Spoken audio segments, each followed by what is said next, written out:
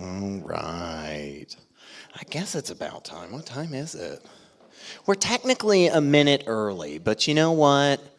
I don't care. I'm going to go for it, you guys. Well, thank you so much. If you are here tonight, it means you are one of the smartest, coolest, funniest. I've already used that joke, so I'm not going to use it again. But thanks so much for being here at the Conversation Coalition, you guys. I know many of you have been to quite a lot of these events, and we are super duper thrilled that we are, as sad as it is, we are at our last one for the year, if you can believe it, guys. I know, we're going to take the month of December off, so you have all month to come up with your best, most knockdown, fiercest arguments so that you can come back in January and win every time. I'm just kidding. No. Thank you guys so much because this, I think, is a really cool idea. One of the things about this group from the beginning was we wanted to demonstrate how to have better conversations. A lot of us, I think, today can think of a bunch of examples right off the top of our heads of, conversations that go very poorly, right? Either ones that we're having or ones that we're seeing other people having. And so part of this whole venture has been to hopefully spur difficult yet cordial conversation amongst all the people that come and hang out with us. So we figured what a great way to end out this year by having all of you guys participate a little bit. So pretty simple concept. It's not super crazy, and don't worry, Brandon and I we're gonna walk you through it the whole time. But we have a couple of different just kind of broad topics that we're going to just kind of bounce around back and forth between us for about 10 or 15 minutes. And then we're going to kick it to you guys to just kind of discuss amongst yourself for a few minutes and just kind of go back and forth and just hear what other people think on the topic. Now, before we do that, I know most everybody here pretty well to know where everybody kind of falls, but I would love if we could all just identify real quick. So if you are a follower of Christ, a person of faith, a believer in God, Christian, Muslim, anything along that spectrum, would you just raise your hand real quick for us? Awesome. We got a couple in the back there too. If you are an agnostic, atheist, non-believer, person of no faith, something in that end of the spectrum, would you guys raise your hand? Woo! We have. Hands. That's right. That was very spiritual. We just had right there. Well, sweet. So now you guys all know one thing, and that's about it. About somebody else here tonight, probably, which is really great because what we're hoping is that we can throw out a little bit of nuggets here and there, topics that you guys will be able to just kind of bounce back and forth and learn from each other and hear different perspectives. So we'll just jump right into it, man. I mean, the first one's pretty obvious, I think, but that's okay because sometimes obvious questions are really important. We have an overall theme. We do. That's what I was going to say. Thank you. Keeping me on track here. Our theme tonight is what is truth and how do we know it? And so again, I think a great opportunity for us all to talk about and just kind of give our thoughts. We all experience this a lot. We have people talking about truth. Truth seems to be very important right now. Sometimes, not always, but we'll talk about that. But I think that's where we're going to start. Just what is it? When somebody says to you, I want the truth, man. I want to know what's true. What does that mean to you? How do you take that expression from them? I've thought a lot about this, knowing the topic was going to be what is truth. And if we're starting at what is truth, I think when people are seeking to answer that question, first and foremost, what they're trying to get to is, and what they mean is what is real, what is actual. Now, truth can operate at different levels and in different ways, I think. And there are, in my way of thinking, there are different modes of knowing and different realms of truth, even possibly.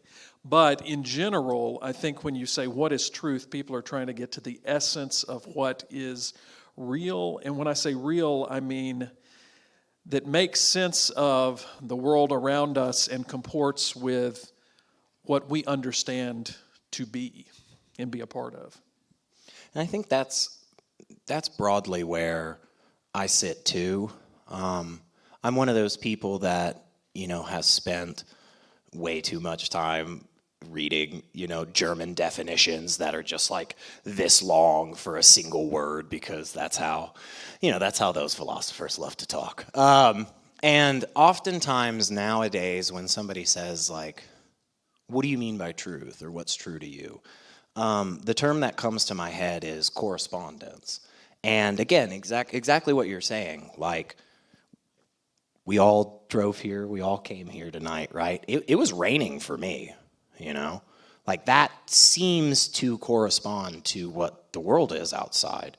And if somebody came up to me as we were standing outside just 20 minutes ago, water splashing our faces from the sky, and they were like, oh, it's a bright sunny day, I'd be like, well, that doesn't correspond to the reality that I'm actually seeing, So I think we're very aligned on that, And he did bring up a good point. We'll get to that one in a second about like how do we figure that out, because that definitely is a fun topic too. But what do you mean by levels of truth? I'm not sure that I really understand what that is. It like this truth is like the most fundamental essence of reality, and like this truth is just kind of trivial, or how does that play out for you?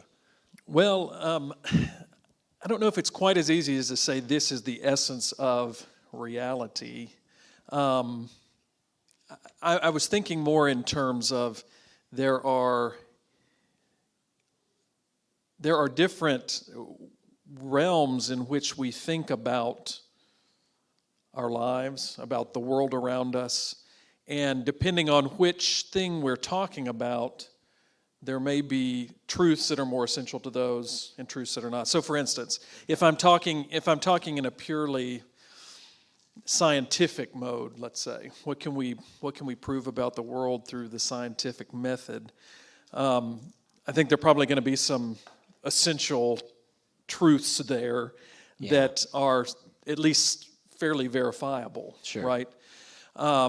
But I think it's also, at least, and maybe this is just a function of the word truth or true, but we also talk about things being true about our experiences.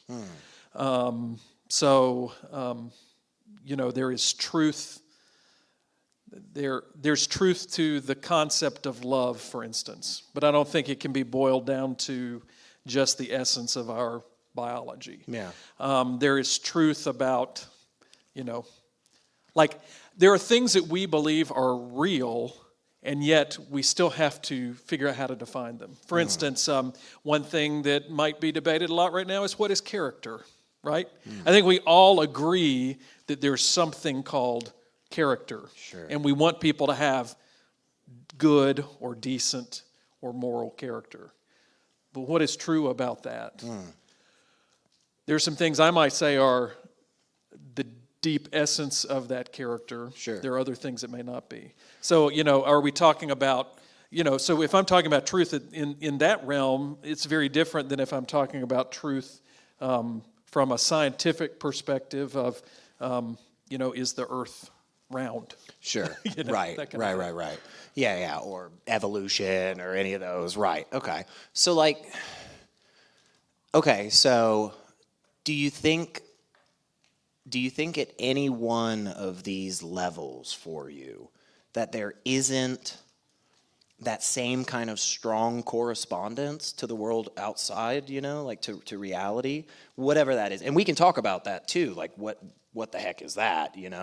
But like at any one of these levels of truth, do you think that it breaks from that concept of like what is true is what corresponds to reality? Possibly. I have to think through the way you've worded that. Yeah, it's dense. Yeah, it'll take 3 pages to define. That's kind of dense. But I mean, one thing that makes me think of here, and I don't know if this is going too far down the pike of where we might go later, but in general, I think anything we label it as truth, even scientific truths, are from our ability to observe them, right? So there is always a human observational element to all truths. Okay. So I think we all sense that there is reality, and I think we all sense that there are true things. I'm not sure we ever totally get to the depths of what is really true. I think that. And I'm not saying we shouldn't try to, sure, but I think that kind of cuts across the board of a lot of different kinds of truth. Even scientific truth, as we have found out, that when we get to the quantum level, some things depend on the way we observe them. So and that doesn't mean that physical reality is not real, but there's always this part of the human being in the way of being able to get to the ultimate depth of the truth. And so yes, I think there are some things that masquerade as truth that completely do not correspond with the reality. Okay. And that's usually because a wide majority of us recognize that that's off base. Sure. Or that the preponderance of evidence shows that that's off base, which is what we do with science when it comes to the physical reality. But there are a lot of things in between complete non-correspondence and absolute correspondence. Yeah, and I think you brought up something a second ago about just kind of that subjective human lens of trying to understand and interpret the world around us. And I think we're both kind of in the same boat here of, I just don't know that we can ever really do that,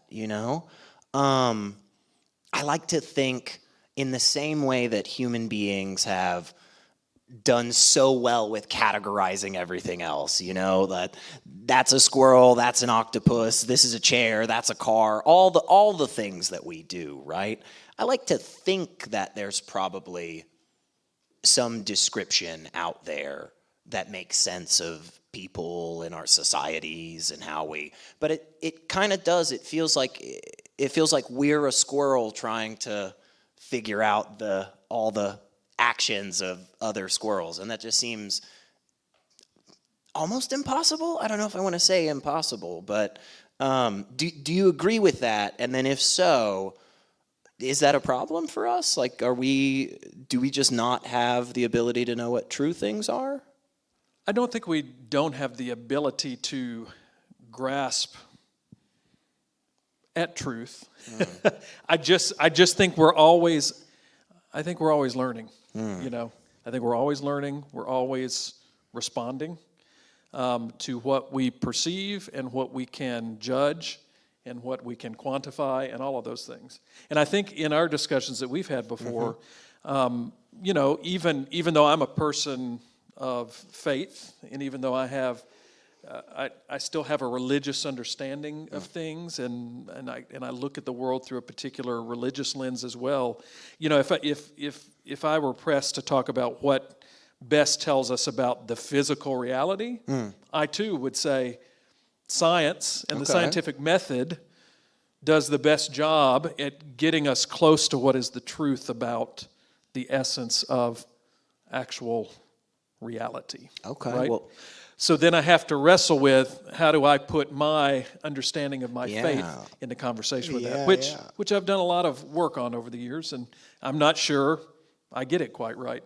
But I'm willing to cede that ground because I think it's inarguable what science has allowed us to be able to do. For sure. I mean, people 100 years ago would have thought almost everything we're doing right now was magic.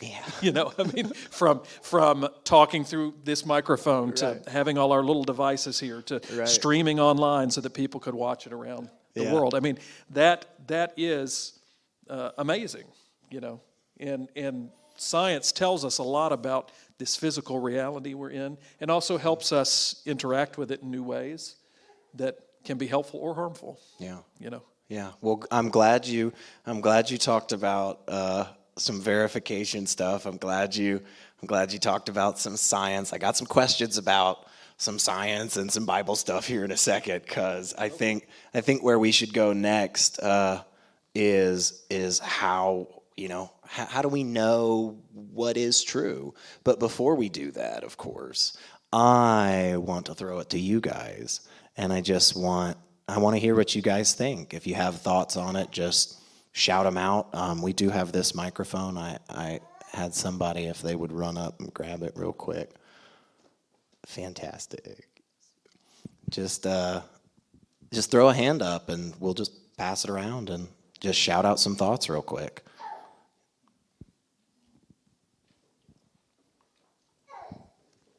So it sounds to me, and in my personal experience, I think that's been the case, that when we talk about truth, we really need to define what magnification level we're discussing, because it's kind of like a fractal, right? Where you've got like your surface level of something that is basically true in general, but then if we want to learn more, we have to go deeper, and then, well, okay, so maybe that top surface level is more nuanced than that, and there's a lot more detail to it. And then as we get more precise and we gain the ability to measure things more carefully or to understand things better, we get deeper and deeper and deeper, and it becomes much more complex than we originally thought, right? So it may be true that, okay, well, the sky is blue, right? We would all agree, okay, the sky is blue. Or is it? Right? Because it's also true that it's pink and purple and dark blue and light blue and all these other different things. And then we start to learn about refraction and the electromagnetic spectrum and all these different things. And so it's not just one thing. So we can say the sky is blue and that is a true fact. But is it really? And so we have to decide, okay, what level of depth are we going to apply here when we talk about that? And I think that's a little different than when people talk about having individual personal truth, like where they say, oh, that's true for you and I have my own truth. Well, everyone can have their own opinion, but not their own facts, right? And so I think that what we often get mixed up about is that zoom level, so to speak, right? Like, how many colors are there? Well, it depends on the context, right? Sure. I'm a graphic designer. I work in RGB, right? Unless I'm doing print, then it's CMYK. Right. But if I'm a scientist, I'm measuring the wavelength of the spectrum, and then it's infinite, really. Right. So it sounds like, to me, very similar to what Brandon was saying about levels of truth. And I guess I just want to pose that same question back to you that I asked him a second ago about,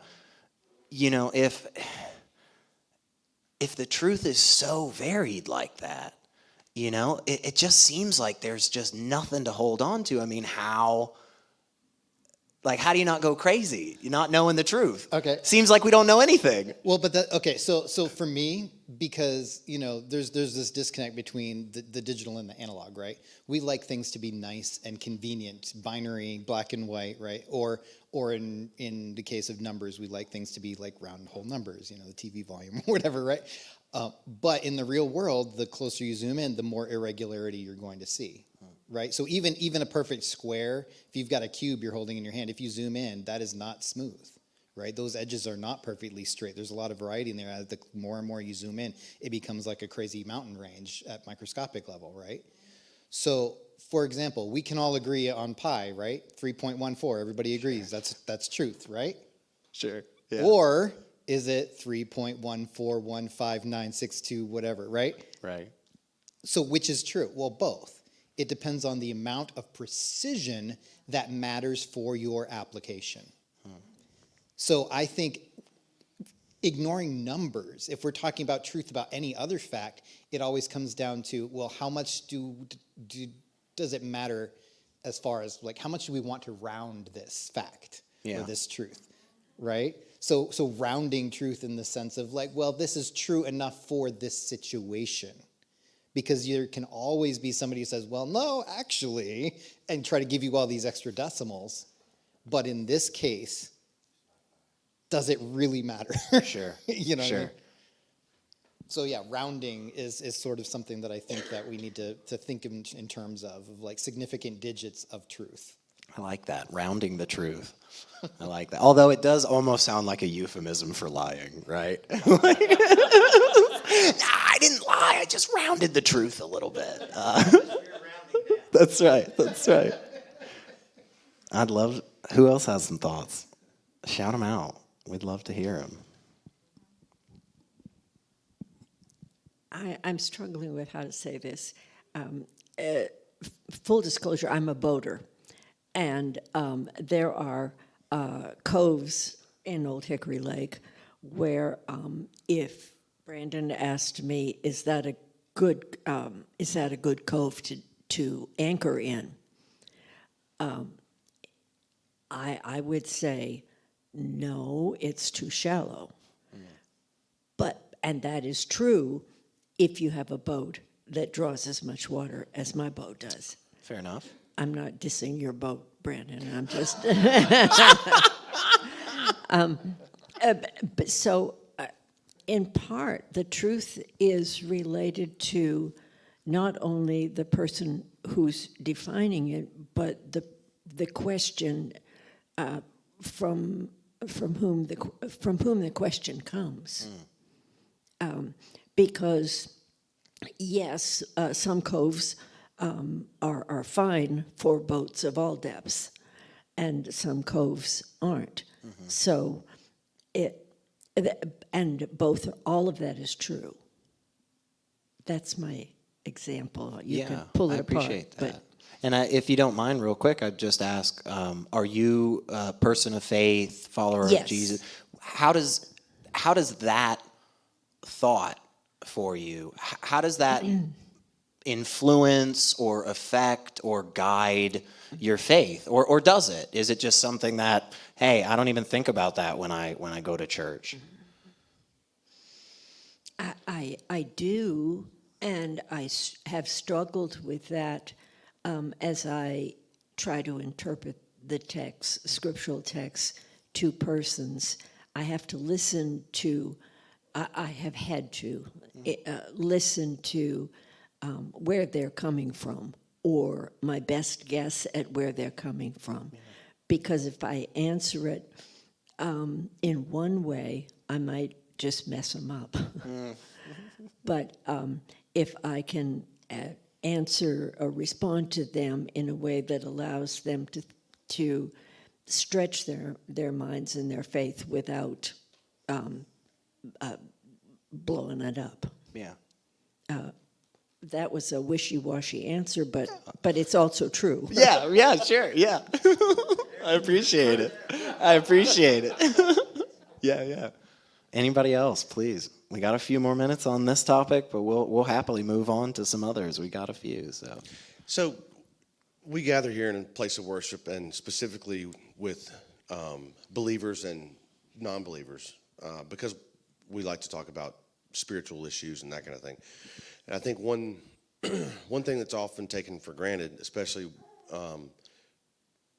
when believers are looking at non-believers or something that they may not understand, is that in the end, I think most of us are very intense truth seekers. We want to know if the things that we've heard all of our lives from various denominations and various distinct religions sometimes, if they are true, if the claims have any merit. And it's something that we spend a lot of our time focused on, thinking about, wondering about, seeking the truth about some of these things. So it leaves us asking questions, especially of the religious friends of ours. and we get various answers to questions like, is hell real? What was the need for a savior? Is the flood story true? Yeah, is the flood story true? All these types of things. But we spend a tremendous amount of our time seeking truth. Now, that being said, I don't want to put the burden of proof completely just on the believers. Like, hey, you guys are making these claims, and we have nothing to prove or stand up for, or anything like that. So, if anybody has any conceptions of non-believers and things that we need to articulate better, or parts of our worldview that we need to explain better or justify or anything like that, we're totally open for that. So by all means, we're happy for the hard questions also, but I just wanted to put that out there that we're truth seekers. So Do you also, it feels like a couple of different times already tonight we've had people talk about different lenses, different subjective reasons the truth may change, this or that, variations, and the focus and stuff as to what equals truth. Do you also kind of fall in that camp, or do you say like, nah, man, I mean, this is real, that's not real? Where do you fall on that? well, there's some things that you don't think about very often, like for instance the sky blue thing. If you look at it from space, then you realize most of space is just without color. Right. So what gives us this blue hue is our atmosphere. Right. That's pretty much what we're referring to when we say the sky. We're not saying space is blue. Yeah. We're saying, right, this thing I see when I look up, it's blue to me. But we can give reasons for it. But that was a good illustration, and the fact that, is that a good cove or not? Well, good could be kind of subjective. Mm-hmm. And so, is there truth in that claim? I don't know if those are the types of things that I'm really seeking the truth about. With the color of the sky, I want to understand it well, so I want to know why colors appear to me the way that they do.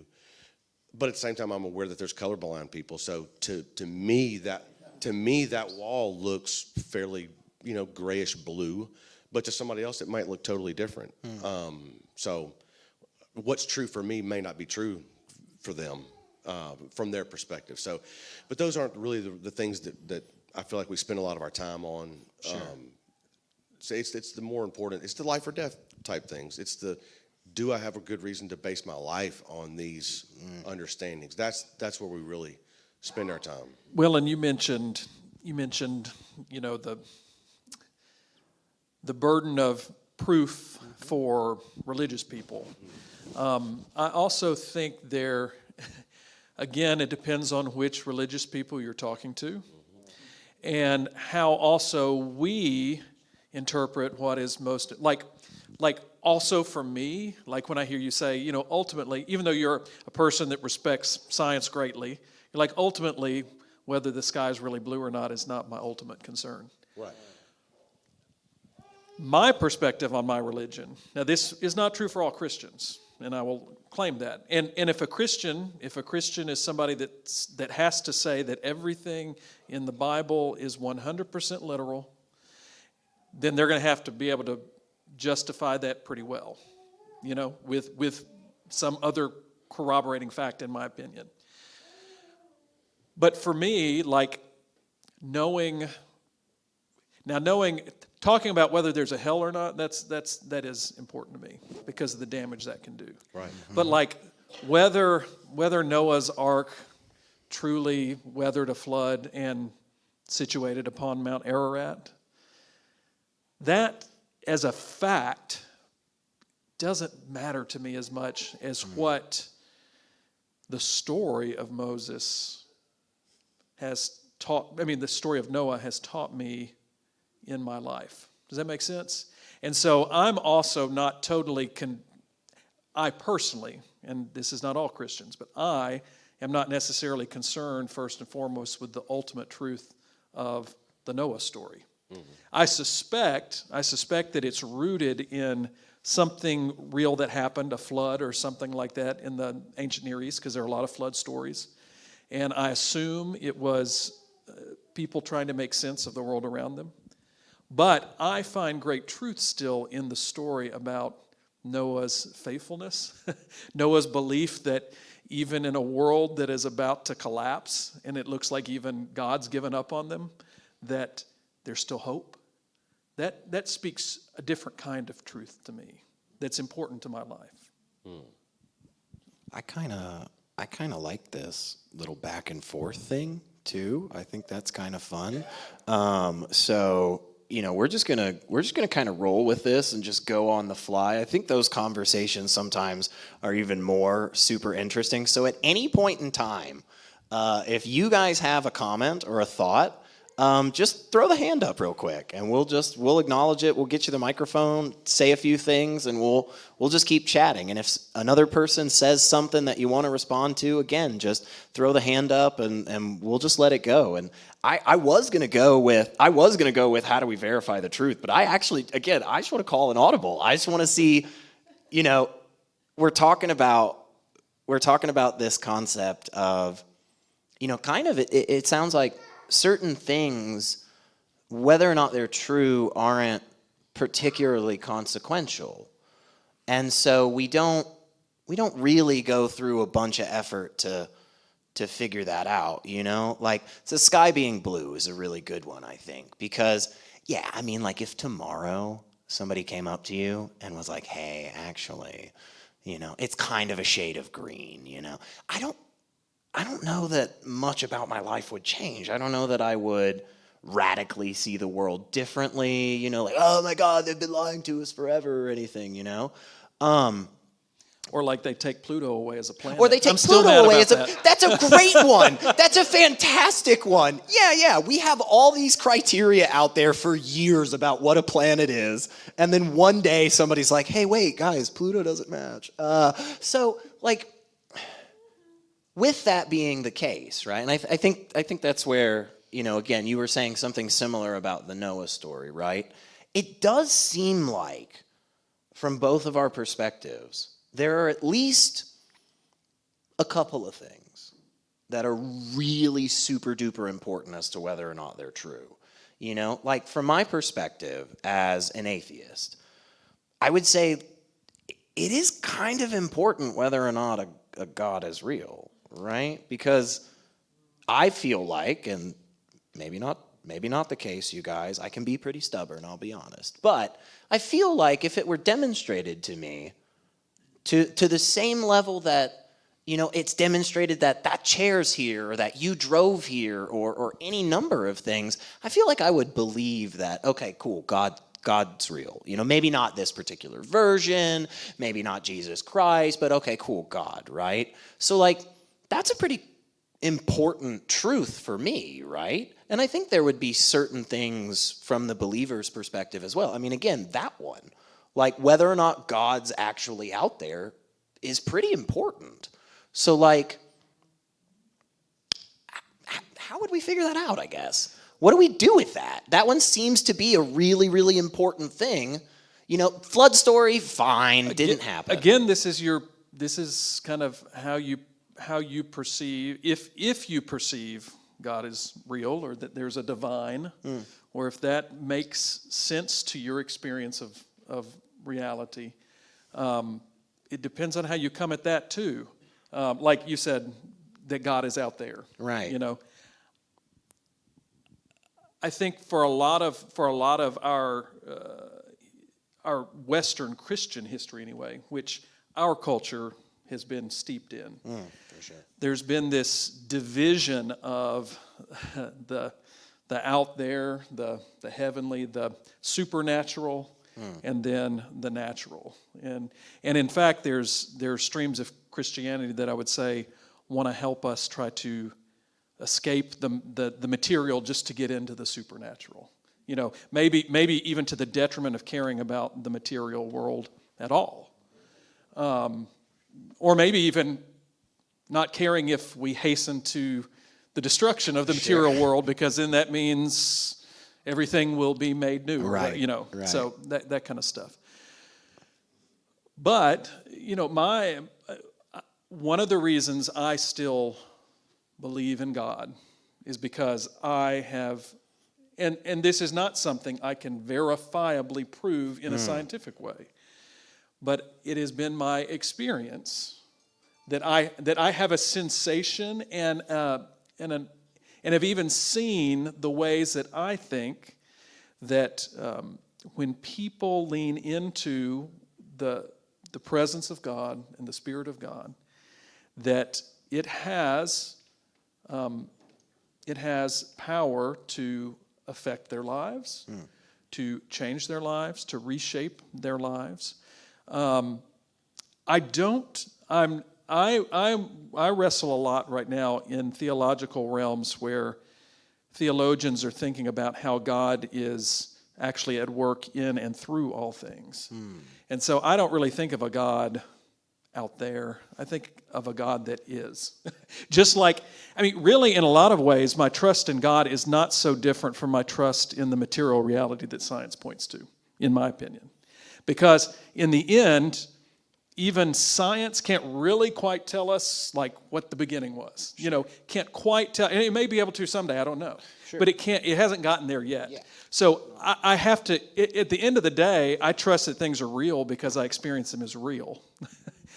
At the end of the day, I continue to have faith because for whatever reason, when I continue to engage my religious practices, when I continue to gather in religious spaces with other people that are that have similar experiences of the divine that I have, that I sense that things are different, that things change, that there is something to this. Now, that's a truth to me. It's not a truth that I can't point to God and say, here's God. Now I can from, I am happy I can do that. I can stand in front of my church and do that because we share the same beliefs. Sure. But it's beyond my purview, in my opinion, to try to foist that upon you. Yeah. In my mind, Christian truth or faith truth in general is best invitationally. But anyway, that's going beyond. Do you think we should try to always be that super strict, verifiable truth kind of stuff? Do you think we should should everything we do in life go back to that? Because I guess if you want to make some convoluted chain of thought here, everything could be life or death. If your friend is lying to you about whether or not they just got a new puppy, technically they could also be lying about the fact that they're not a psychopath, right?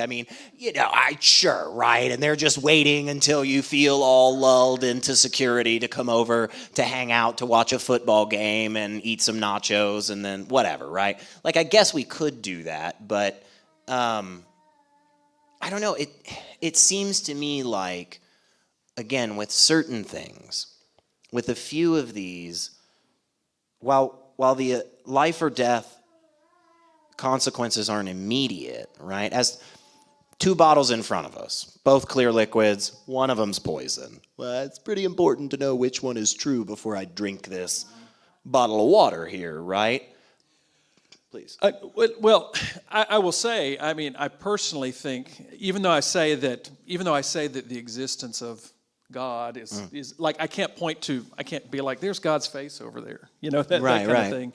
And I personally haven't had an experience where I've had a vision of God, something like that. But I do think that things about what our faith or my faith speaks into can be verifiable. In the sense of, okay, if I believe that there's a God, and then the way I understand that God is that God sends certain people to heaven and throws other people in hell, and therefore you all are just damned, so I don't really have to care about you anyway, or the way I care about you is try to force you to be like me. Right. That doesn't ring true to me. And it doesn't ring true to my experience of the God that I feel and have experienced welcoming me into relationship. So what I would see some of that as not the truth of my faith. And I would actually say that it's somewhat verifiable that if people were to act more like the best of Jesus' examples, that the world would probably be a better place. Sure. And I think most people can agree with that. Now, one thing that of course, as a believer, I think a lot of people can look at Jesus and say, decent moral teacher in certain ways. Now, I also believe, and this is something that this is one of the reasons that I do believe in God or a divine presence, is I actually believe that to actually do what Jesus said and demonstrated, it does take help from a power beyond me that is moving through this creation, that's beckoning us to be something more. Because, for instance, if I'm really going to love my enemy, that's almost impossible to do. I can't actually love my enemy. And if it was up to my own strength as a human, I don't know that there are a lot of people I would have already given up on if I weren't a person of faith. Let's put it that way. My faith actually helps me continue to not give up on people, to continue to love people even when they hate me, to continue to be in conversations with people that may say terrible things about me. Those kinds of things. It's, and that's one of the things our culture's struggling with right now, how to hold space for sure. one another. Yeah. Now, I'm not saying that there aren't other ways to do that. Sure. But I also, as somebody that believes God's working through all things, I would always look at it and still say, God's at work over there. Okay. Now, I would never force you to believe or think in that way. Yeah. But to me, it would look like God's at work over there when that's happening. And again, that truth comes largely from the experience that you've had in those spaces. Correct. Right? And I'm okay saying that. I mean, right. I think that most faiths, if you're honest about what faiths are, they are revealed traditions. So therefore, they are rooted in experience. They are rooted in experience. Interesting. The entire understanding of Jesus and the cross, in all its different forms that have come to Christianity and that have been wrestled with, come through the experience that Paul had and described. It actually doesn't come from the story itself. The stories in the Gospels don't tell us that much about what the cross means or anything else. Right. A lot of that comes from Paul's experience, whatever that means, of the resurrected Christ, whatever that means. Yeah, because we have two different tellings of it, too. Right, Yeah.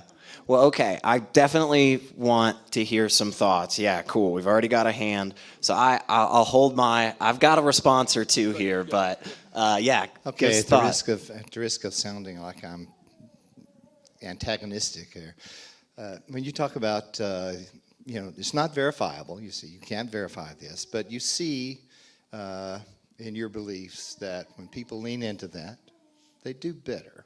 And I think from what I heard you say just a moment ago, you would also say that people of other faiths can lean into that same thing and receive that same benefit. I think maybe from what I've experienced, you can lean into something like that doesn't have the moniker of deity at all and still see positive results. So here's the thing that's going to sound harsh. So it's almost as if, you know how if you have a pill and you think it's going to make you better and you take it and find out it was a sugar pill, but you feel better. Is there a great difference there between having to just use faith or belief? Is it the belief that does the trick, or is it an actual thing that does the trick? That question actually doesn't bother me at all, Okay, or that response doesn't bother me at all. Because first of all, part of my faith anyway in the Christian tradition, I mean, if I'm focusing on Jesus first and foremost, time and time again, he tells people, your faith has made you heal. Really, he says when people reach out to him, he doesn't point to his own person. He does point to what he calls God, but says, your faith has healed you, has made you whole. So there's this dynamic relationship there. But also, But also, the reason that doesn't bother me, and this gets back to what we were talking about when it comes to all kinds of truth, is that in the end, all truth, in my opinion, is our categorization of reality. And so, at the end of the day, I don't really care whether the pill that heals you is a placebo or not. What I do care about is if that pill kills you. And that's where I'm going to try to verify what is good theology and bad theology. Because I don't want to be preaching theology that can kill, because my religion, at its core, one of its essential truths is that God is merciful and loving and just. And so anything that promotes what is merciful, loving, and just, to me, gets at the truth of Christianity, even if it's a placebo. Yeah, definitely good.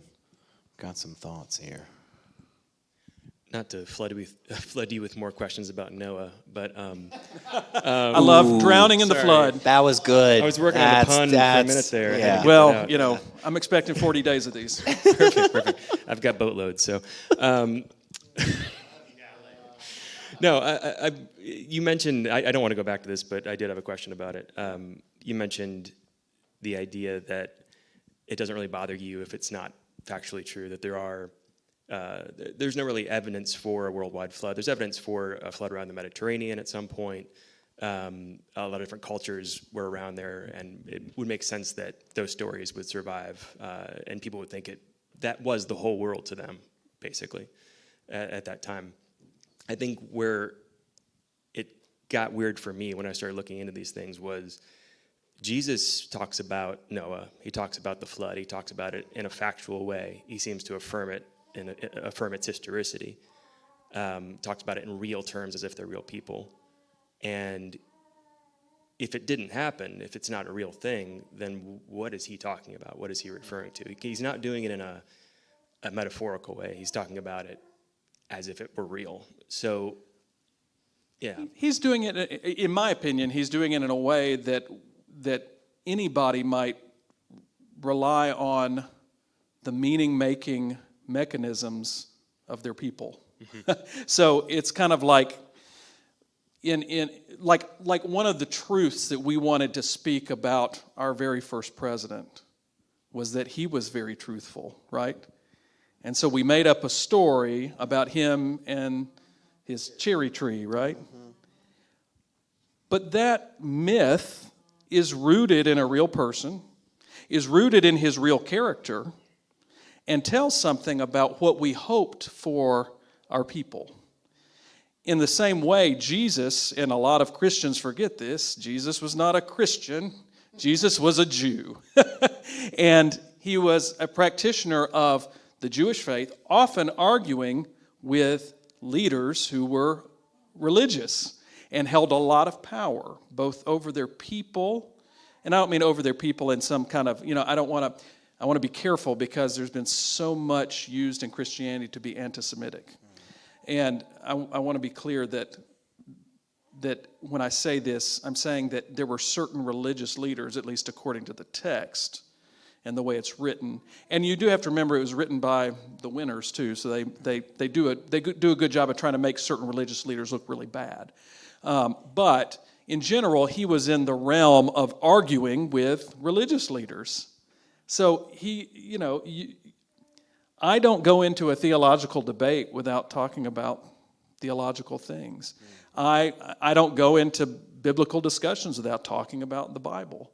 Now, I may, at the end of the day, interpret the Bible differently than the person I'm talking with. I may have a different way of even understanding its truth, but it's still the ground I play on. And that was certainly the ground Jesus was playing on. At the same time, Jesus challenged time and again what the religious leaders at his time were regarding it as truth, at least in the sense of what the Gospels tell us.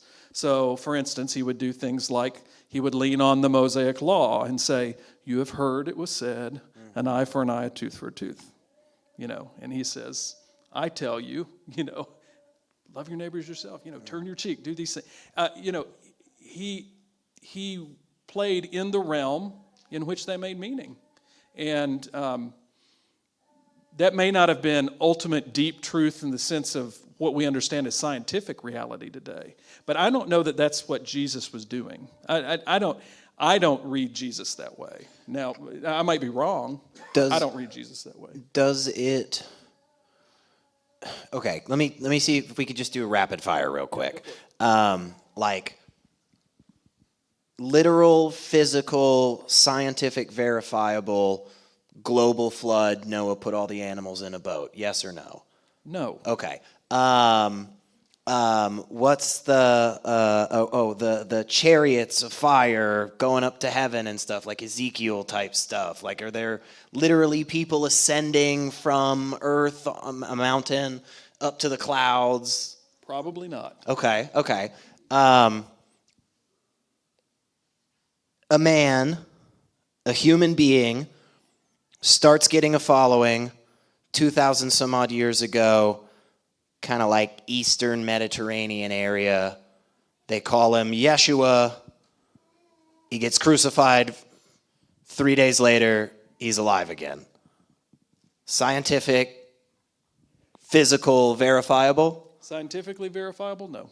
Does that matter for your faith? I feel like there's a few people here that would say, man, if I was a believer and I came to that viewpoint, I couldn't keep doing it. Well, then maybe that's not faith. But also, I don't want to cut off the possibility of any of those things either. Like, just because I'm saying I don't know how to verify the resurrection, I also believe that God works through all things. Right. And so there may be things that are unexplainable to me that are still within the realm of possibility. Kind of like how I think it was you that said when we talked a few months ago about how even though how did you say it? Even though I'm a non-believer, why should that? I think you said something like, I don't want to have to give up on the idea that there could be eternity or something like that, or eternal life or something like that, right? Yeah, something like that. I'm kind of the same way here. Like, I can't imagine how you verify what we say about Jesus. Sure. From a scientific perspective. Sure. But I also am not going to put anything past the ways that this amazing, strange creation can work, and maybe that God woos things to work out of it. I mean, there are a lot of parts of nature that work a lot different now than we understood them to operate before, and different things like that. And but I'm not, again, for me, it doesn't kill my faith to not be able to say, yes, I can verify that for sure. But I know it would for a lot of people. Yeah. And that's I think that's one of the big issues I think that's one of the things that has put science and faith at such loggerheads. Is they seem irreconcilable when you put them on that same playing field. Yeah. In fact, I think that religion was a different kind of science before, and theology was a different kind of science before science came along, right? And then when science came along, religion started trying to do what science does. And I just don't know that it can. But that doesn't bother me. Yeah. Now that does bother some people, and I admit that. There are Christians that create museums to show how people have only been around for 6,000 years, and that kind of stuff.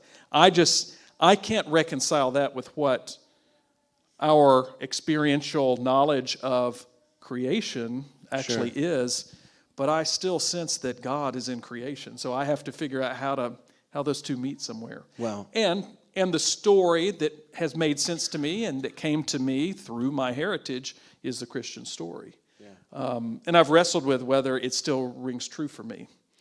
For some of my siblings, they've kind of given it up. For me, it still makes sense and makes truth, Yeah. or makes meaning anyway for me in relationship to what I perceive as real. Yeah. Okay.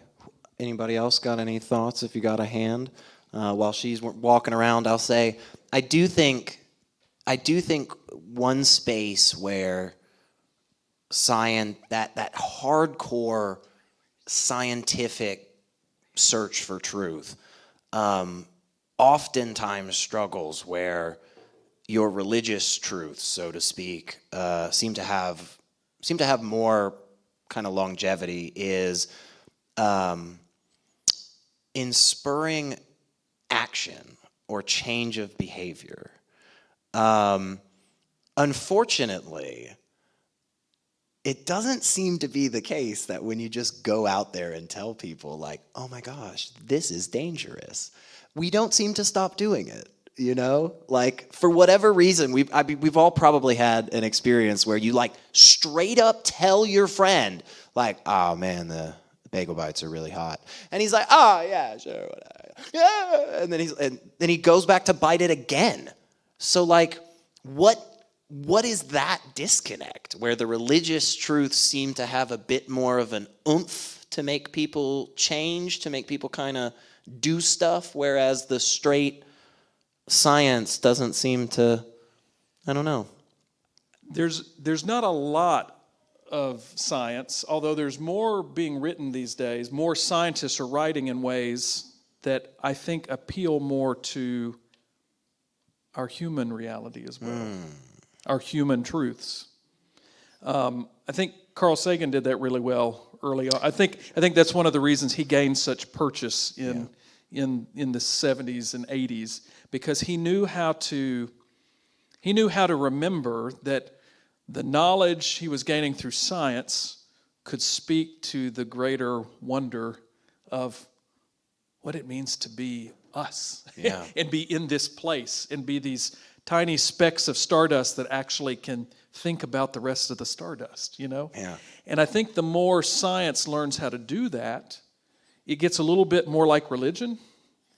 And I think the more religion learns how to give up on trying to prove everything is scientifically true, it gets a little more comfortable with saying, okay, well, what's going to take care of all of us? You know, and not worrying so much about my dogma being right, but actually like my life being right, that I'm in right relationship with other people and with this cosmos. Yeah. And so I read a beautiful book about from an atheist who both his wife and his child came down with aggressive brain cancer within the same like several months. And it was just like this double whammy. And he talks about how his understanding of the cosmos and of reality through science actually helped him have a faith, a different kind of faith, that he would make it through, and that this would be, it's called This Ordinary Stardust. I forget the author's name, but look it up, This Ordinary Stardust. I thought it was one of the most spiritual books that rang with a lot of truth about reality, that I would say also rings with a lot of truth about the divine, and the human connection, that what I call. And he even was very gracious with interweaving like nods to the ways that people of faith have understood truth. But it didn't mean he didn't seed the ground of, so I believe what they're saying, you know, in a factual way. Right. But he said, there is a hint of truth to what they're saying, and I see that in science too.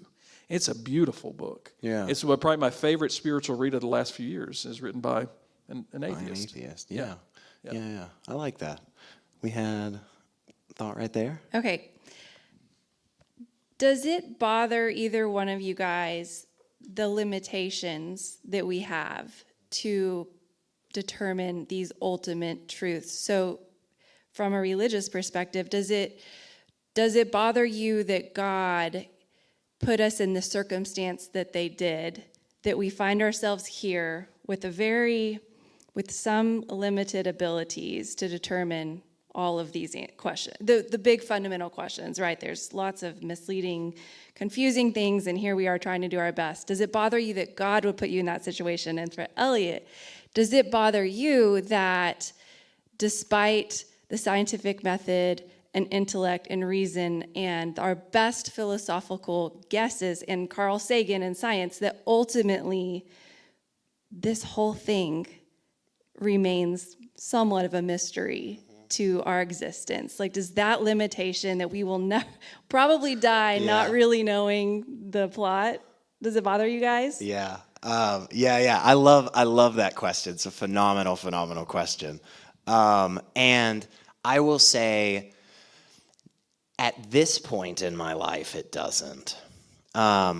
Earlier on in my life, it did. I spent some time in my life believing that if you dug hard enough, if you really looked into things, like not just like read a little bit, but like really dug into the thought patterns of the person as they were writing this article from 150 years ago, understanding the culture of their little town and who knows where, Netherlands.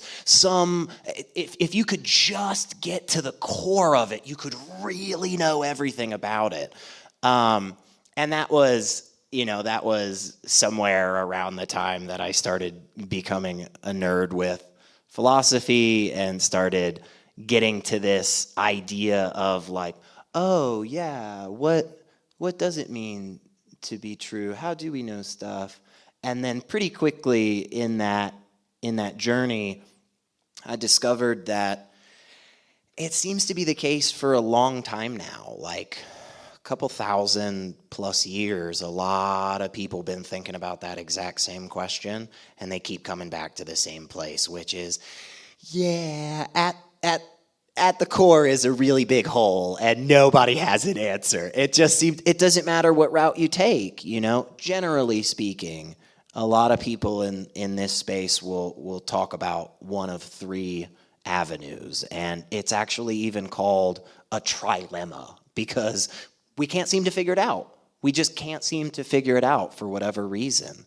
Now, with that, though, I will say this, okay?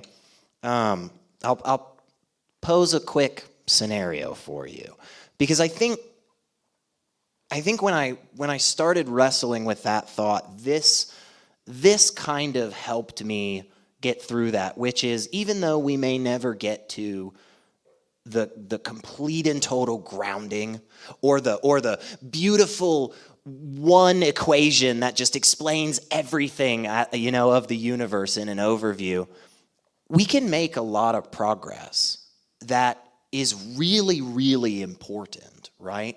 And the scenario that came to mind to me is one probably a lot of us have heard about, the rustling in the bushes, and maybe it's a tiger, maybe it's not a tiger, right? And the person that runs away, whether it is a tiger or not, they're the person that lives, right? But think about it from a different scenario. Let's say we're all in a tribe together and we walk up to a clearing and we see a cave off in the distance. And after a minute or two of watching, a tiger walks into that cave. I mean, we're not going in the cave yet, right? No, of course not. I'm not going in there. There's a tiger in there. Well, a few more minutes goes by and we watch another tiger walk into that cave. Well, obviously, we're not going in there still. We're not going in there. Well, after more time passes, we see a tiger walk out of this cave. Now, raise your hand if you're going in that cave. Not a single person here. Why?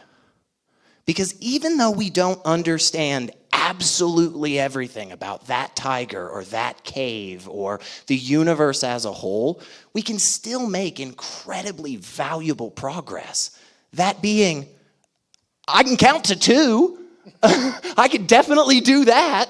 And if I keep doing that, well, then I can learn more and I can build more. And that's how we've gotten to this point. Those types of things, sure, What's in that bush? We don't know yet. We may never know. We may just always be better off running away from a rustling bush without knowing.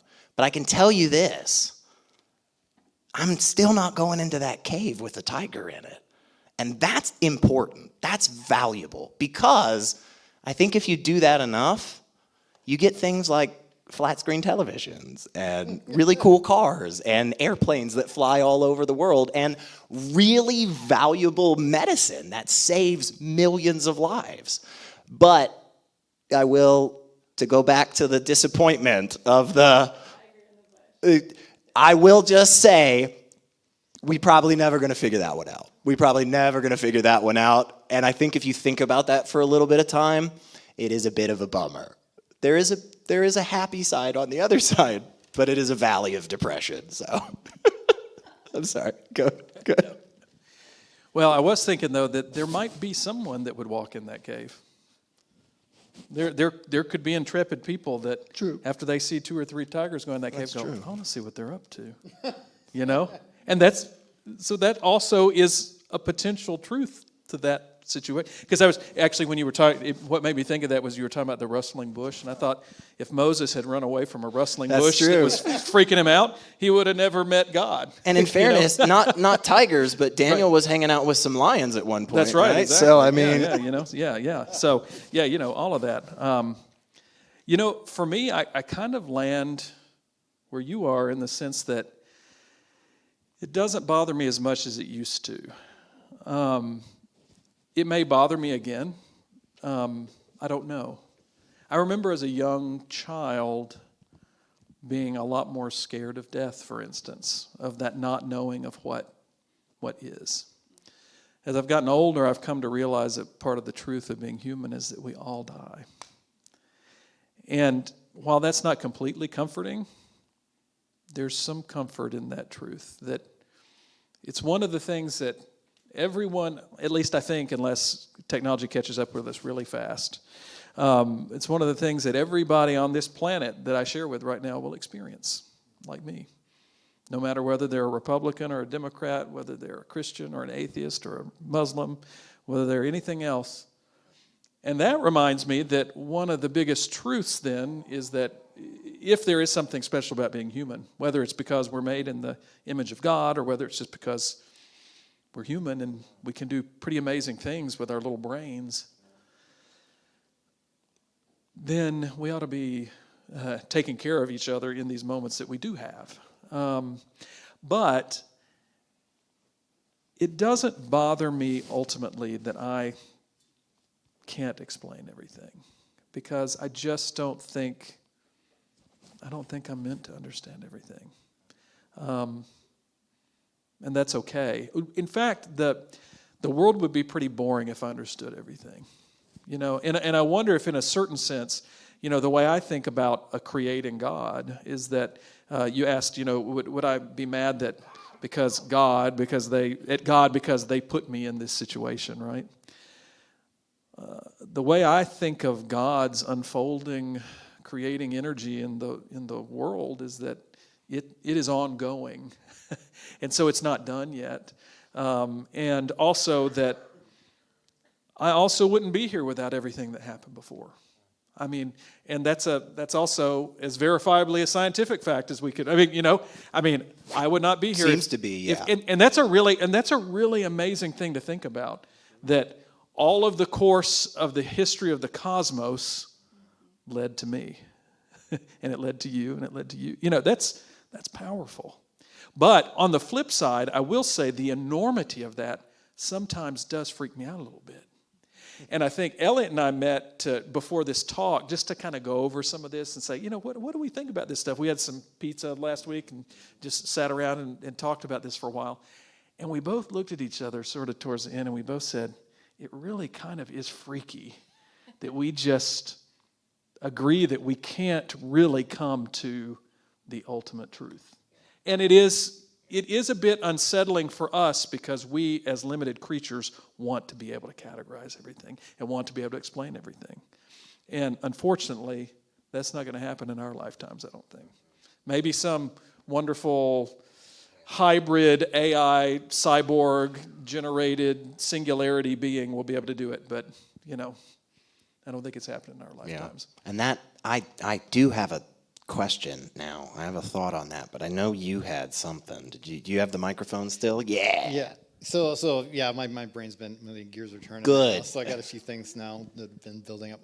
So for one, going back to your tiger thing, that's often used as an example of why people believe strange things, or why religion has developed in human beings, because it's useful as a survival mechanism to assume that a breeze blowing the grass is a dangerous animal hiding in there that could kill you, and you run away. That's a survival thing. Those who assume that it has agency, that there's something thinking and intelligent in there, if your brain believes that, then you survive, right? So that genetic predisposition to that is, gets carried on in your genes. People who thought, oh no, it's just the wind, get eaten, and that skepticism of it being a tiger does not get passed on, right? Well, the problem is that was very useful for a while. But if you automatically assume every time that there's a rustle in the grass that, oh no, it's a tiger, everybody drop what you're doing and run away, then you don't make progress. Yes. Right? Because you're not making dinner. You're not tending to your crops. You're not taking care of the baby. You run off thinking you're going to get attacked. Well, then, you have a child that dies, kind of thing. So there was a certain amount of utility at a certain point where civilization was very basic. But now it behooves us to know whether that's a tiger or not, and not just assume, right? So maybe we make it somebody's job to always be watching to see, is there a tiger? Maybe we'll build a tower that they can look down and see what's in the grass. Maybe we'll have somebody that becomes a specialist in that thing, so that we can go about the daily things that make life better, that makes civilization stronger, that makes us live longer and survive better as a community, because the old ways were sufficient, but not for now. They don't necessarily aren't the right tool, or the right course of action for the world that we live in now, currently. And so when we talked about that, it kind of reminded me of what we were talking about with the whole placebo idea, right? So there are medicines that we know, we can objectively say this is a good medicine or that medicine, right? Well, we can say if it works. Well, but there are different types, aren't there?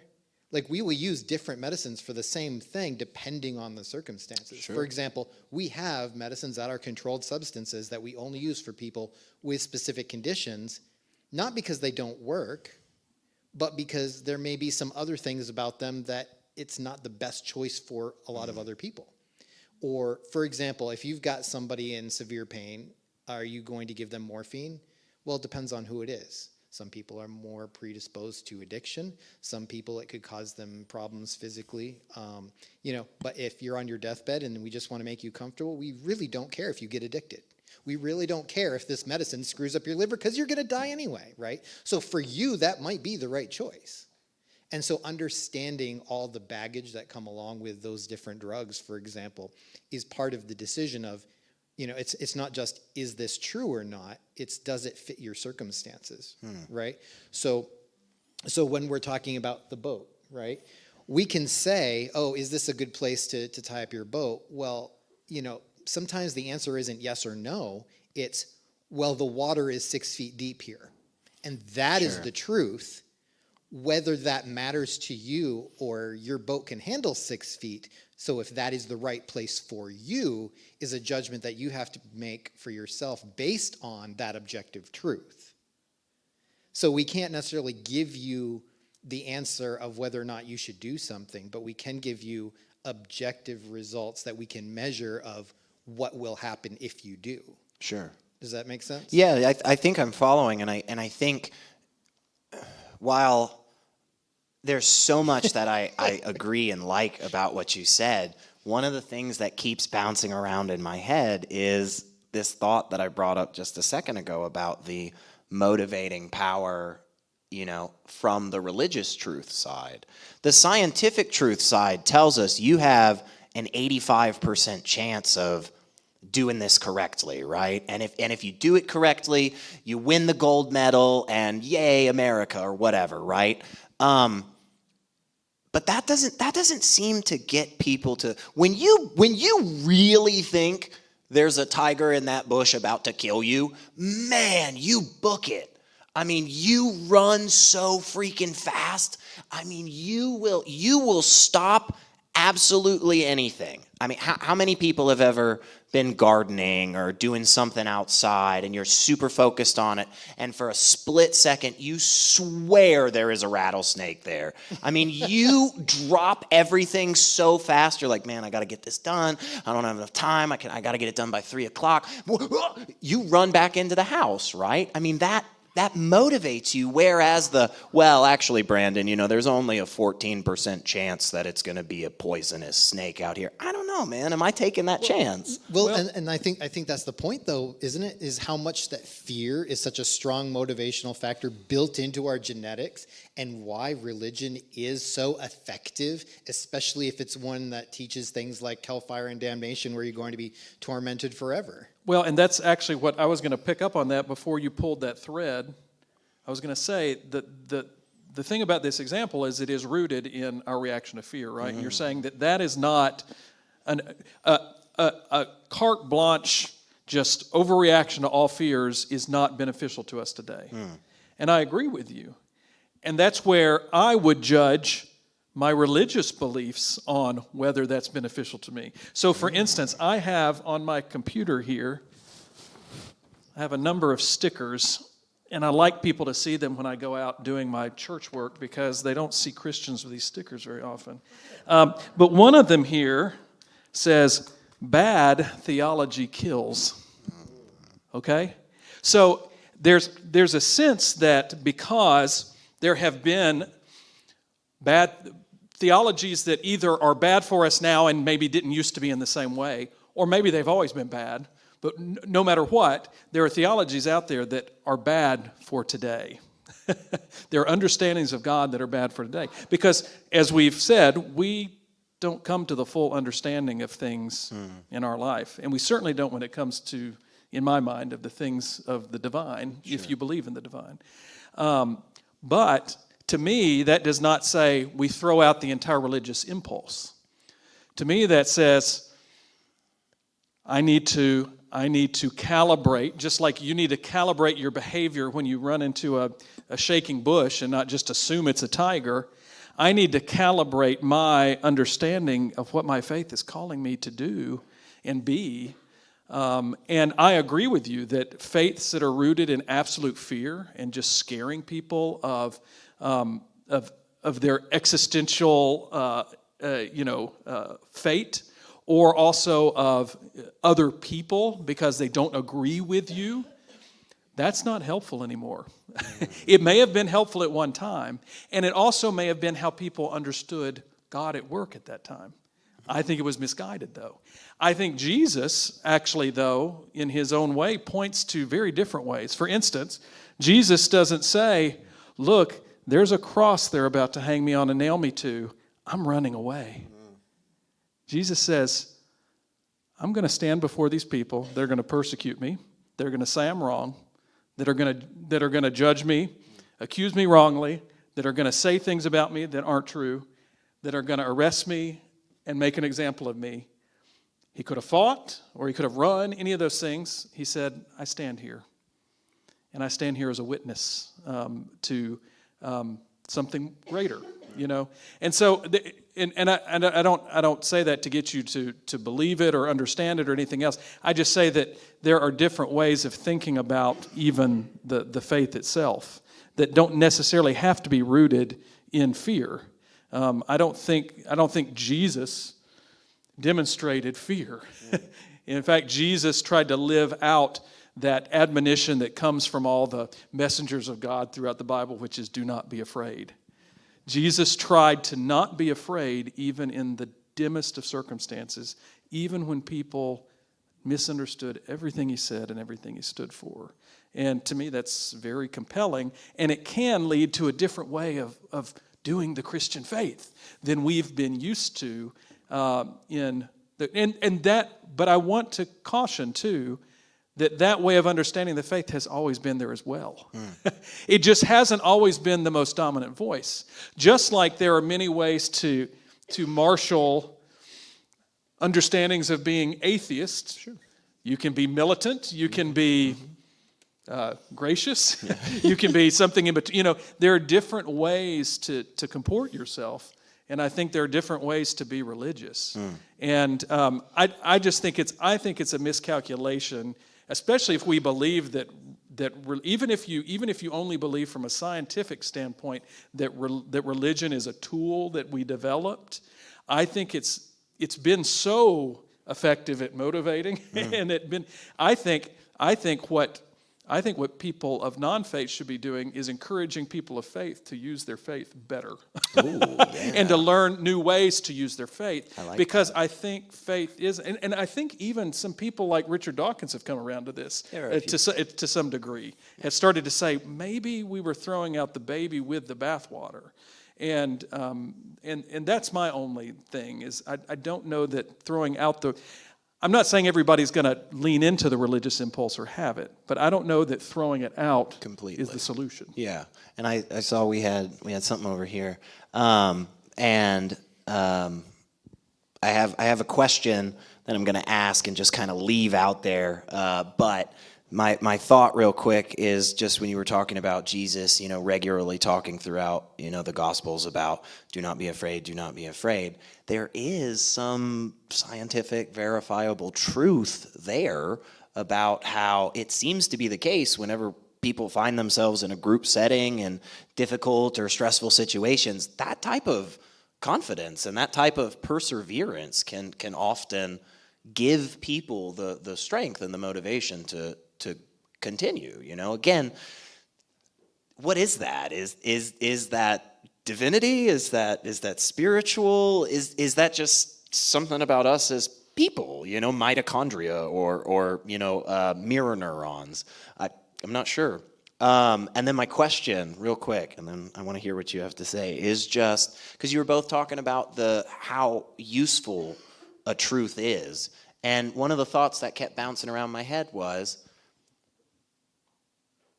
does the usefulness of a statement make it more or less true? If it's not beneficial to me today that this bottle of water is actually poison, does that make it not poison? I don't know. I'm thinking about that. But you've got a thought. Okay, I'm not going to think on that yet.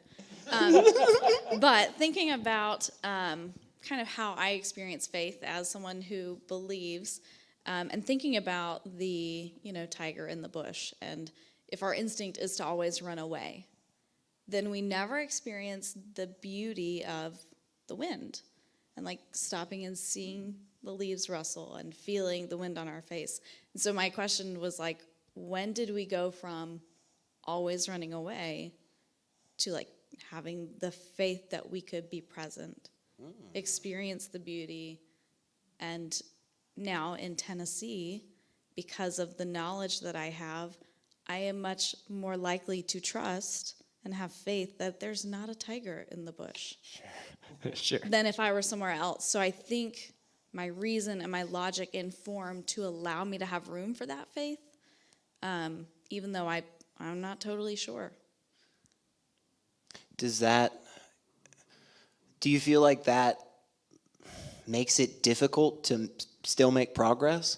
If you feel like you just can't know, are you just unable to ever do anything? Like, do you just end up standing there frozen in front of the bush? Yeah, maybe. Well, I think it's frustrating because there's not a clear, thing that you can grasp. But thinking about, the way I kind of interpret God, as almost like the wind, where I can see effects, I can see ripples, I can see change, but I can't quite see it.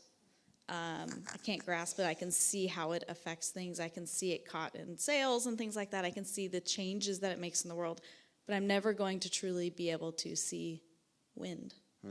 And that is frustrating, but I guess I'm kind of resigned to be like, oh, well, I can still appreciate the beauty in the way that it moves and that it affects me.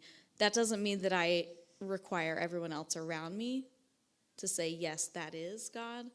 And I don't even know that I'm at the point anymore where I look and see the wind working through you. If you don't believe in that, maybe I do. But I think for me, like recognizing that allows me to have faith that there is something more that I just won't understand. And yes, it's frustrating, but I think it does draw me to try to see more of it, maybe not to understand it all. Yeah. Yeah, I get that. I think I think back to kind of what you were asking earlier about like, hey, we're just never gonna know, for real, what's going on. I think that kind of motivates me to understand more. Like one of the examples I love talking about is so everybody probably knows fireflies, right? We used to have a bunch of them in my yard growing up, like literally just hundreds and hundreds and hundreds. So that thing where the bug lights up is called bioluminescence. It's just a cool little word in biology, and it just literally means that this animal just makes some chemicals in its body, and then it glows. At one point in time, that was the only thing that I knew about that did that. And then many, many years later, after just getting excited about all of the things that I don't know about, I found out that there are sharks that are over 3 feet long that do the same thing. 3-foot-long sharks glow. That's so cool. And I feel like one of the reasons that we discovered that is partly kind of that same sense of mystery that you were talking about. Bunch of people looking in the water, it got really dark, and they were like, man, I don't know what's down there. You want to go check what's down there? Like, let's go look at what's down there, And eventually we discovered one of the coolest facts, I think, in existence, which again, scientifically verifiable, So you mean they went into the cave? I In guess order that to time. I guess that experience time. and They learn did. about They it. did. They checked it out. They rustled in the bush. Yes.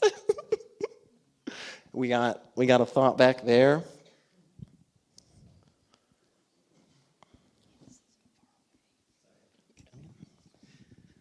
Yeah, I guess my train of thought is around how you both feel people should contend with truths that are unwanted. Yeah. And my contention really is that truth, whatever it is pretty neutral and falls on both sides of things we might feel good about or things we might not want to be true. And I find that there's a lot of agreement about the ones that we tend to like or feel good about. Yeah. And there's a lot of disagreement about the ones that make us feel uncomfortable. And a lot of the talk about whether that's truth ends up being that it would be terrible if it was true, or there wouldn't be utility, or maybe it would be harmful if it was true, which isn't necessarily about the actual truth of it. So I guess how do you feel people should think about claims of truth that feel terrible or are unwanted? Another really good question. Yeah. I think so. The example that comes to my mind right away, and partly because of the sensational movie that came out a few years ago that swept the nation and all that, Oppenheimer, right? I mean, the nuclear thinking the same. nuclear bombs obviously comes right to my mind. At one point in time, we didn't even know atoms were a thing, and then we started slowly figuring out more and more about it, and then we figure out electron clouds and all of this, and then we figured out you could actually take a weird version of hydrogen and you could like cause it to like shoot into another atom and then like split it, causing massive amounts of energy to just instantly shoot out in all directions. Energy, by the way, that is so intense that anything next to it just essentially gets vaporized, you know?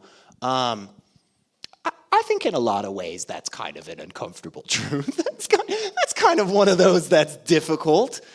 I think that's in part why I get so interested and focused on moral questions, is because I agree. Like, I think, you know, truth is neutral, whether or not I feel any way about it. You know, I might hate the fact that it's cold and getting dark at 4 p.m., but it's going to do it. How we behave with that truth, right? Okay, sure, atoms can cause immense amounts of destruction and pain. Also, if done properly, if done similarly to what we're doing in that bomb, like way more close than anybody's comfortable with, but you do something similar but slightly tweak it, and it can power a whole city without hardly any emissions. It's one of the cleanest, most effective, and safest ways to produce massive amounts of energy. Of course, though, we all think of nuclear bombs. We all think of Chernobyl. We all think of every terrible thing that has ever happened with that truth. And I think rightfully, a lot of us are terrified of that happening again. And again, I guess it just goes back, again, how we behave with that, how we treat each other, you know? Well, yeah, I want to also say, though, that a lot of times terrible truths lead to a lot of other terrible truths. And then we have to wrestle with all of those truths in the light of, so for instance, let's take the nuclear bomb, and let's take the specific nuclear bombs that were created for World War II, right? Now, there could be arguments that the war was already over, but okay, so your big truth that is an uncomfortable truth is we've just made something that can annihilate a whole bunch of people, can literally vaporize them. Now, the next truths we have to grapple with is it's true if we drop them that we are killing a lot of people. But it's also possibly true if we drop them, we're saving a lot of people from being killed, right? But the truth is we still have to kill people if that's the route we're going to go, right? And then there are these even deeper truths, and this gets to that level again. You know, you're digging down into these. You're like, what does it mean once we've dropped one? What does it mean for the future of the world, or at least the human world, once we've dropped one? You know, a lot of times when I talk to people in churches that have questions about the end of the world or whatever, I'm like, the world's not going anywhere, people, but we might. You know, creation, I think, will outlast all of us. Humans may disappear. This cosmos ain't going anywhere. The Earth may go somewhere, but the we'll cosmos blow ourselves up, but trust me, the mountains will yeah. be fine. But you know, but you're right. There are uncomfortable truths that face us all the time, and they cause us to wrestle with what is truth. and in the end of the day, that comports well with what Paul also says about faith, which is like, work out your faith with fear and trembling. It's like, be careful with this thing, because it can go a lot of different ways. Yeah. You know, and that's the same thing with the truth of an atom bomb. It can go a lot of different ways. You know, you could argue that from the time we dropped the bomb, that we have been hurtling towards the next towards the nuclear annihilation. That's one way to look at it. Another way you could look at it is that the assurity of mutual destruction has actually calmed some of our world, at least for a season, and we'll see if that lasts. It may not feel like it, but honestly, right. ever since those 2 bombs have gotten dropped, like, no joke, we actually have seen the most peaceful time in the world in the last 50 to 70 years. That's crazy to think about, I know, but it actually is the case. But if I had told you it's a truth that we should drop this bomb for that to be the case, I think that would have been a harmful argument. Yeah. You know, and I think we would have been better off had we never dropped it. You know, but that's the complex reality of grappling with what is true. But you're right. I mean, things that come the closest to what we can say this is a neutral fact, they can't be wrestled. I mean, you know, I won't say that. I won't get political right now. Well, hang on. I'll save you just a little bit here, and we're not going to go too much longer. We'll get wrapping up here in just a few minutes, you guys. So if you do have some thoughts, please throw your hand up. We definitely want to hear them. But this kind of, I was thinking about, you know, back to what you were saying about, hey, let's hang out for a second. Let's experience the wind, you know, with in mind this idea of like uncomfortable truths, right? And so like this idea, I don't know, you've heard about microplastics and stuff, right? Yeah, right? Like supposedly there's a bunch of plastic in us, guys. I don't know what to do with that fact. I don't know what to do, right? But apparently a lot of them travel in the wind, you know? So like now I'm thinking of like sitting out, hanging out and being like, oh yeah, like what is that rustling in the bush? Let me hang out, let me go check that. Oh, well, microplastics. Like so here's what I'm thinking about, okay? This makes a coherent thought, I swear, which is those uncomfortable truths that it seems like we're inevitably going to come across, you know? Should we just stop looking into the cave? Should we just stop hanging out with the rustling bush? Like, should we? Is it better for us to just not go looking for that stuff because we're gonna find it? You know, like, do we want another? What if we find out we could all be nuclear bombs? That's what I'm saying. Like, what if we do more research with medicine and science and we find out with just a snap of the finger, any one of us could just be an explosive device that takes out a whole city? Like, shouldn't we not figure that out? That seems bad. It does seem bad. Yeah. I mean, I guess it cuts across, you know, we live in a culture at least I notice a lot of people wanting to create a world that's completely safe. Parents want to keep their kids isolated from everything, and we want to, in our culture that's full of guns, we want guarantees that we're not going to be shot. And all these, I had a parishioner driving down the street not too far from our church, and somebody shot across the street and hit her car twice. Way. Just like going by. I mean, oh my God. we live in a world where we want to be safe. Yeah. And if we're so worried about that, we're actually not going to live. And I think in the end, that's where actually one of the truths that we all agree on, that we all die someday, can actually help us a little bit step out and go, okay, but I've got to live, you know. And when I start to live, I find things to wonder about. And I may step into something that for a season looks wonderful, and it's this beautiful bush blowing in the wind, and then I find out down the line I'm sucking in microplastics. And I'm like, maybe I need to figure out something, you know? I mean, my grandfather worked at times. He was a teacher, but he also worked at times at the DuPont factory, because they were out in Old Hickory, and and DuPont was doing amazing things. They were also giving a lot of people mesothelioma. Unfortunately. You know? Right. And my grandfather, who never smoked a day in his life, died of lung cancer. Yeah. And had he known that risk, he would have paid attention to it. But he didn't know it. Yeah. And part of his life story was being in that place where they were doing amazing things that were changing the world also. Absolutely. And so, it's life is hazardous. That's the truth. Yeah. And I think, I totally agree. I think there's just, like, once you're in this boat of being alive, like, there's no safe way to do it. It's just always difficult.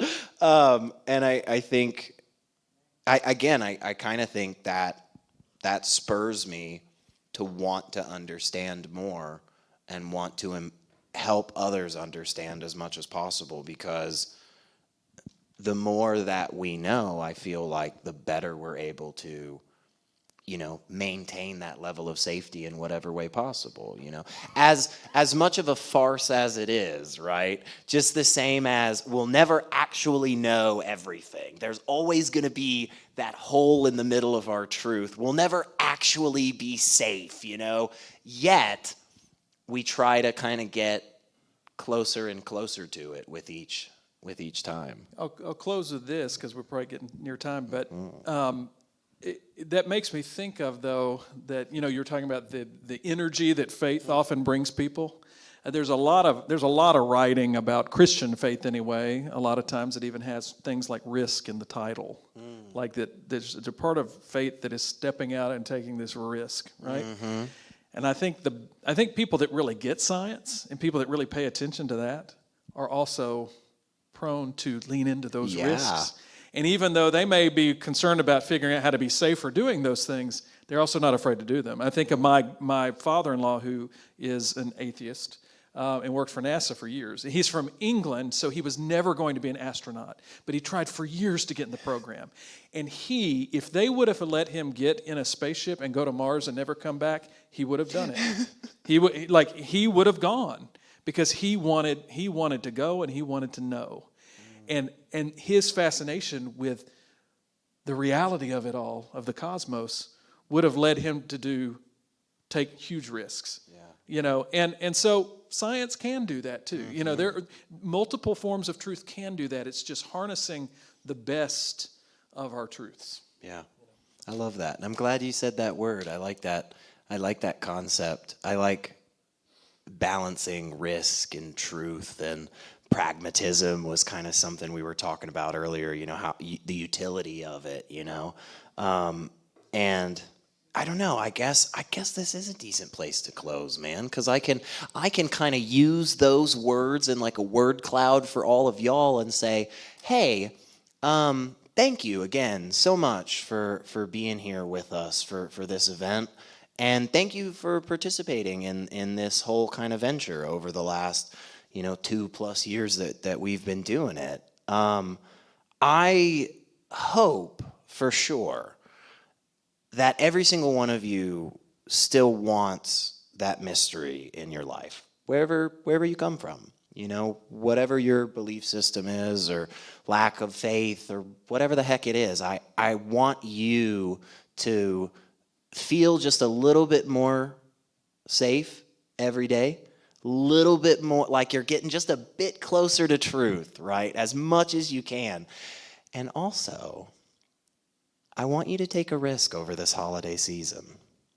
And I want you to try putting into practice just some of the things you've seen here, or some of the things you've already put into practice here. One of the coolest things that we experienced when we first started this whole project, we thought, man, we were going to be up on stage and we were going to say all our stuff. And then we thought like everybody was just going to like dip out right at the end of the event. And yet, over and over and over again, everybody jumps up and they find somebody that they saw ask a question, and they go, hey, you asked that question. Are you telling me you don't believe in God?